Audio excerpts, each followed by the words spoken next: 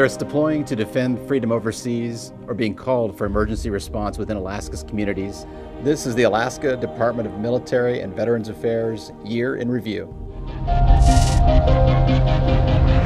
And in witnessing the ceremony, I should say you're also honoring all of the dedicated Alaskans who have served our state and our nation by operating in and from this venerable campus.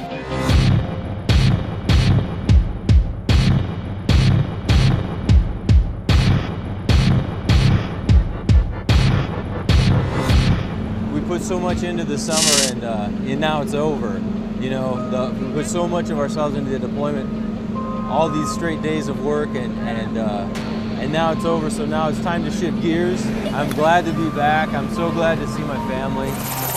I'm just one of a handful of cameramen that have been working on surviving the cut. And it's not uncommon to end up with a water scenario rescue. The people of Alaska have to, if they don't realize what a wonderful asset they have, they should really appreciate the fact that a phone call away they have absolutely the highest trained, most skilled rescue personnel on the planet.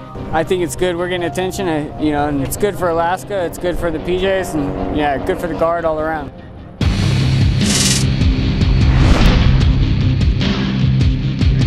Provide for them, care for them, sustain them, and comfort them.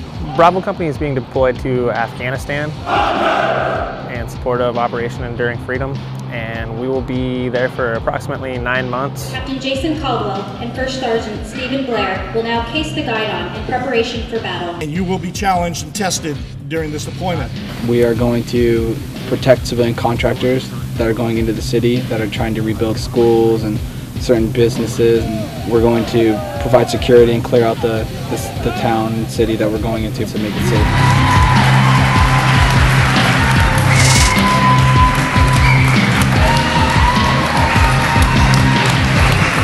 Welcome home, B Company! Oh, it's always nice to be home. It's nice to be home. We've been gone for around 10 months in country, and we've been gone from our families for around a year. So especially when you got little ones, and a lot of my guys do, so it's always nice to come home.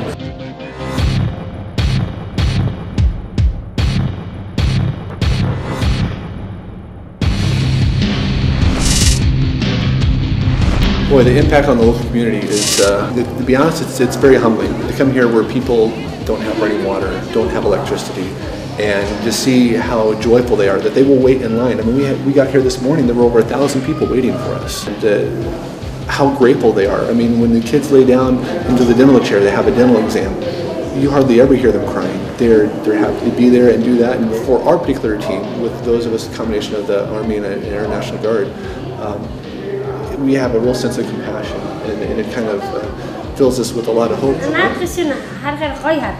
Everybody that comes just loves to come to Mongolia. The experience is phenomenal. Our unit back home is a support unit, so we do a lot of medical screening, and we don't actually get to do a lot of patient care. You know, we can't save everybody, but I can save this one. And that's why I'm still here. At the time, I was house hopping. I was going back and forth. I was getting in a lot of trouble. I was selling drugs and stuff. It seems like a simple graduation, but it is much more profound than that. I mean, these are young people who have different kinds of struggles and challenges in life to meet, and the traditional school system is not meeting those challenges right now. But the Alaska Military Youth Academy takes these young people, takes them for what, 22 weeks, gives them another shot at life, and gives them discipline, creates that team or that cadet corps, and it just teaches them a new way of viewing their lives. They push you, they drive you, they show you that you can do stuff more than what you thought you could do. They teach you that you're a better person than what you were doing before. Because the changes that get made in these young people's lives through the Alaska Military Youth Academy, those changes last for generations. It's not just their life they're impacting, but it's the lives of everybody they come into contact with, including future generations. So Alaska Military Youth Academy is not just building young people, they're building Alaska's future. In the next big quake, there are 3 simple ways you can protect yourself. It's time to get ready, Alaska. Well, we have a lot of state and federal agencies right in here that are helping us with the problem solving. Each bit of information we get from a community is now worked on to see what can we do, what is the best means of it, and we're also using all of the liaisons from the state and federal agencies. How can we predict, how can we lay out a plan for anything that happens in the future? To get this material into us, we're not having to wait for anything, everything is coming, it's en route. Well, there's a lot of people behind that, and you know, Alaska, Homeland Security, they have played a tremendous part in this. And in order to get this project done in 7 weeks, that's what it's going to take. The Air Force, NASA, others are paying much more attention to us as we go forward. We've had a strong partnership with missile defense.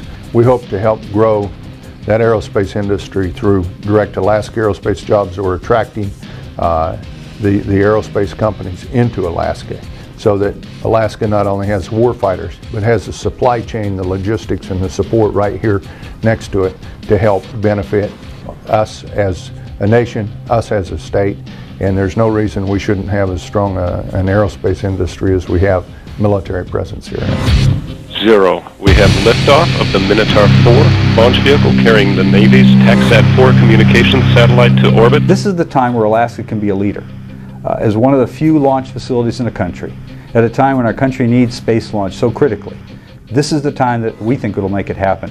With that capability and the need for America to grow, and the willingness of Alaska to partner with the other states and to take that message to Washington, I think the future years is going to be very good for Alaska, which is going to be good for the state in having jobs, employment, and diversifying our economy.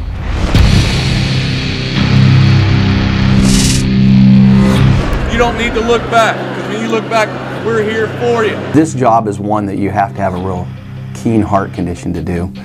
You have to have a willingness to serve your fellow veterans, and presenting medals from those people that have been forgotten in the past is huge.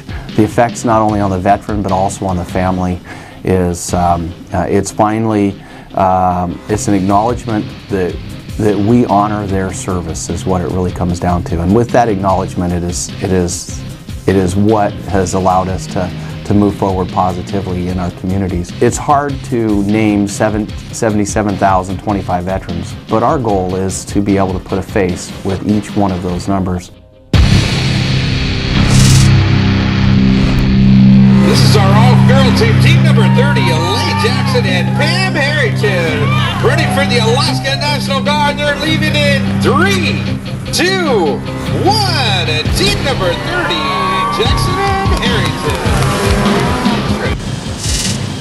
Oh, it's a wonderful thing, because I don't think there's probably a whole lot of villages that have had Santa Claus come to visit them.